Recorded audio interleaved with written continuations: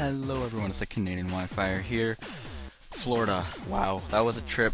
I am so glad I'm back in Canada. God damn, I love this country. America was nice. Florida is, I've heard from multiple sources, not a very good showcase of what America is truly like.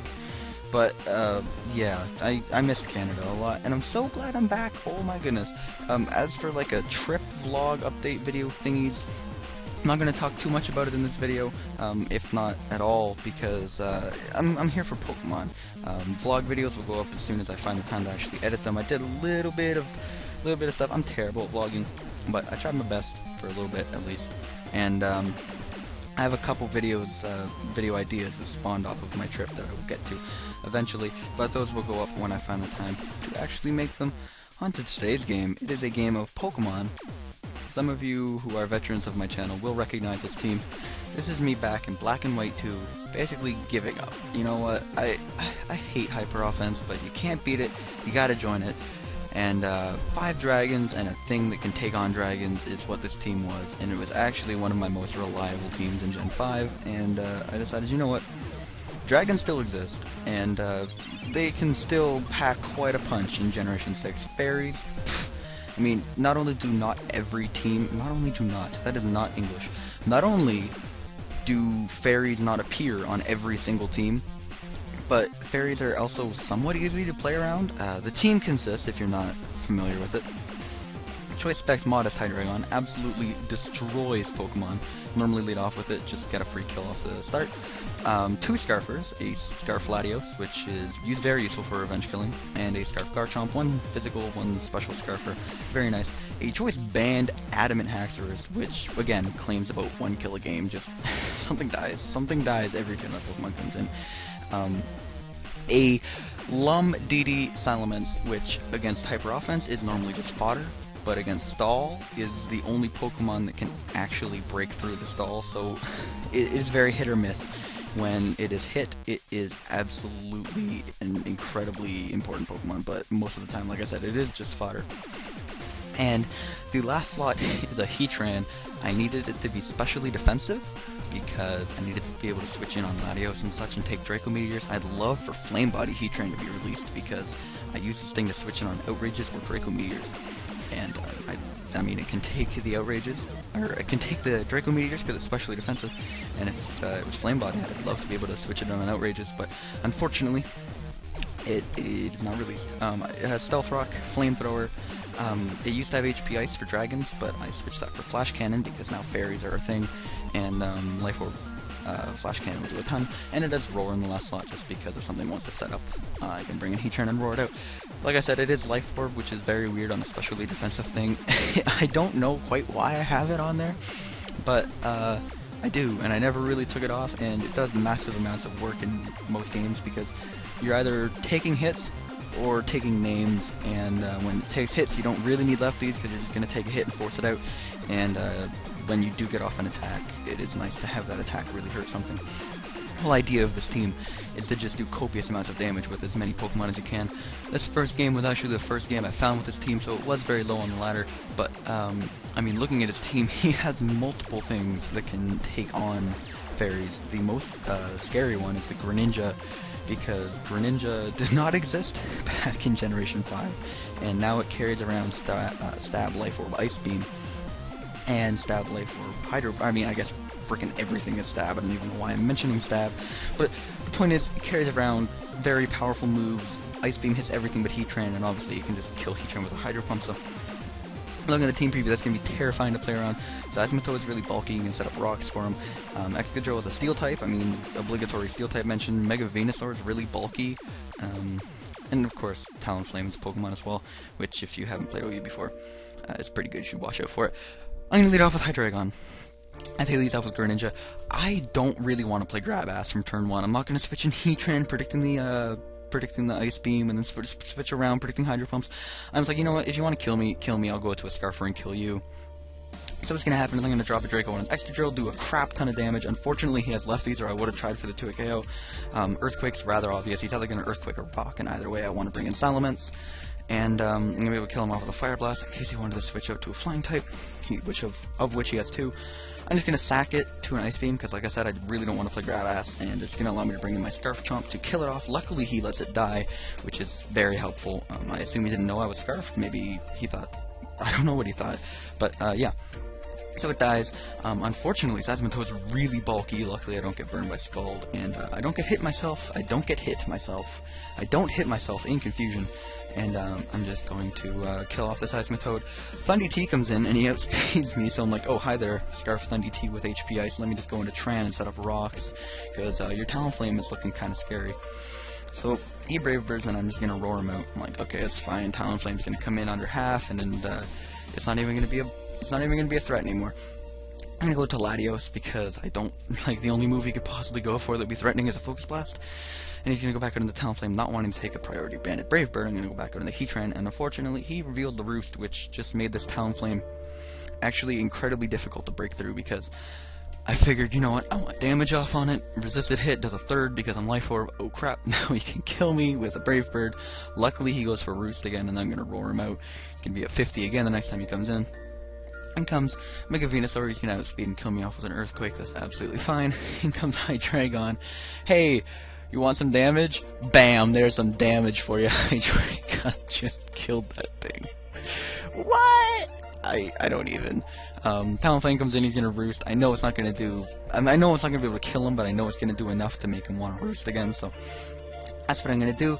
I'm going to go for another Draco, brings him down a ton, and he's probably thinking he can stall me out. Eventually my Dracos aren't going to be doing that much. Haxorus, it's not the bulkiest Pokemon, but it can normally live one hit. And there's the one hit I needed to live. Banned Adamant Outrage could have killed like 3 Talonflames. He's going to come in, kill me off with HP Ice, and Latios is going to be able to outspeed, kill it off with a Psy Shock. And, ladies and gentlemen, dragons do still exist. They're still a force to be reckoned with. And, I mean, for first battle on the ladder, that guy was absolutely not terrible. He did let his Greninja die. He just didn't know that me bringing in Chomp meant I was Scarf. But, and them's the breaks.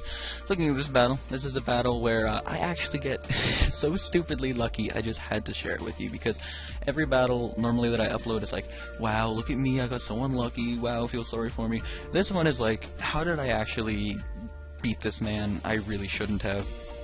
As you can see from Team Preview, Mono Dragon versus Mono Dark. Even though mine's not technically Mono Dragon, it's just easier to call it Mono Dragon. Rather than 5 dragons and a Heatran, because I don't want to start a series like that. Yeah, looking at his team, Liepard's going to be a problem.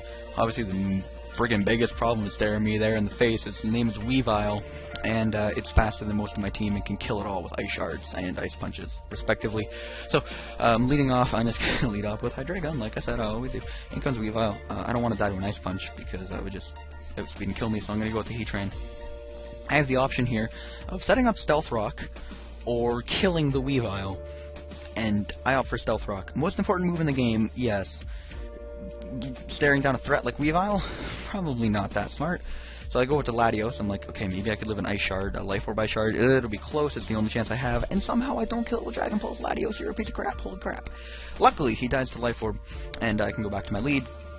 Liepard, I thought he was going to substall. I thought he knew I was going to click Draco, and I thought he was going to substall me, and I'm like, you know what, I can't have that happen. I'm going to Dark Pulse because I know it'll break subs. And no, now I'm locked in a Dark Pulse, and look, it's Liepard, everyone's favorite Pokemon. I am so glad they're suspecting Swagger plus Prankster together, because honestly, it has no place in this game. Get the hell out of, like, because all you do is like playing at the casino. Look at this crap. Like, it's not fun. It's no longer fun. Luckily, I break through, and Liepard dies, so nice little bit of justice there. Didn't get screwed over too hard. He brings in Houndoom. Perfectly fine. He's going to take advantage of the fact that I'm parafused. I mean, luckily, I mean, he took advantage of the fact that I'm parafused. He would have been a douche if he went up to +4, but he realizes it doesn't matter. He did not think I had 2 Scarfers, that's for sure, so I can bring out Garchomp and just kill it off. Unfortunately now, Honchkrow is free to come in, and Again, I'm just going to sack off my Haxorus. Unfortunately, I do give him the Moxie, but I'm pretty sure I can live a Sucker Punch with my Garchomp. And then he doesn't go for Sucker Punch. So, not quite sure what happened there. It doesn't really change the outcome because against the Sableye here, Garchomp's just going to get burned. Like I said, I'm pretty sure I can live a freaking +1 Sucker Punch from a Honchkrow quite easily. And the extra damage wouldn't have really changed the outcome. The thing here is, I know he's going to recover. 2 Outrages at +0 is going to do more than 1 Outrage at +1. So I'm like, okay, I have the Lumberry. I don't know how I'm going to beat the Sableye. I don't think I can. And then he misses Willow and I crit him. So, yeah, a little bit of luck here at the end. Just a touch. And, he doesn't even have Ice Beam. He's not Mix. Mix Sharpedo better than Physical Sharpedo. And I'm going to be able to win. Dragons do still exist, people. Watch your back for them. They will kill you. They will kill you. I mean, look at this threat. Look at this threat sitting here. 328 speed, 370 attack. You can't just look at that thing and be like, Salamence, what a piece of crap Pokemon. He's one of the most threatening Pokemon, especially Salamence. Oh my goodness, DD Salamence, it's still so good. I mean, obviously, fairies exist, but not every team has a fairy, and if you can remove the fairy, Salamence is so good, man. Especially with Moxie-Ments, oh my goodness, because I mean, if they have to waste a turn burning you or toxicking you, that's just a free Dragon Dance, and that's a good game. And if they don't burn you or toxic you, as soon as you get confused with the Outrage, the Lum kicks in, bam, 3 more turns of destruction. I'm rambling. Thank you all for watching. It's really nice to be back in my basement. As much, it's weird to say, as much as I enjoyed the beautiful weather of Florida, I don't think it dropped below, this is all Celsius, I'll convert it later and put it up on the screen for you in Fahrenheit, but it's easier for me to talk in Celsius because I'm proper.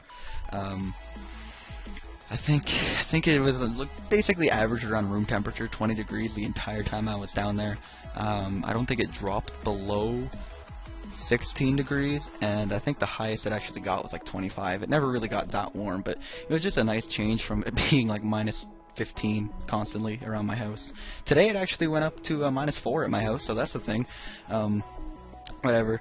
One of the quick ramble here, because I'm at the end of the video. People who don't want to hear this have already clicked away. When I was at a baseball game, one of the days it was like kind of cloudy and overcast, and we're down in Florida, right? And it was against the Tampa Bay Rays, so it was basically like it's like what happens when the Hamilton and Toronto face each other in a football game. Like the stands are completely 50-50 split down the middle, no matter what stadium you're in. And that's basically how it was. There was like 50% Blue Jays fans, 50% Tampa Bay fans, because you're in Florida, but it's also a home game for the Blue Jays. It was really funny because all the Canadian people down there, it was about 15 degrees Celsius. All the Canadian people down there, including me and my friend, shorts and t-shirts, like, wow, what a beautiful day. Like, it wasn't warm, but it certainly wasn't cold. And all the freaking Floridians are walking around in, like, sweaters and coats, and this one mom had her little child in snow pants and a winter jacket. It's like, are you kidding me? It is 15 degrees above zero. How are you guys this bad at dealing with cold weather? I love Canada. Also, bagged milk is so much better than whatever the hell you guys have in them, like plastic jugs. Get out of here. That is an idea for another video, though. A rant for another day. Thank you all for watching. I kind of dragged this on way longer than it should have been. Dragons still exist. That's the only thing. That is going to be the name of this video. Hashtag Dragons still exist. Thank you all for watching. Thank you all for listening. Hope you enjoyed today's video. Great to be back, like I said. Leave a like if you enjoyed, and I will see you next time. Take it easy. Have a good day. See you later. Peace.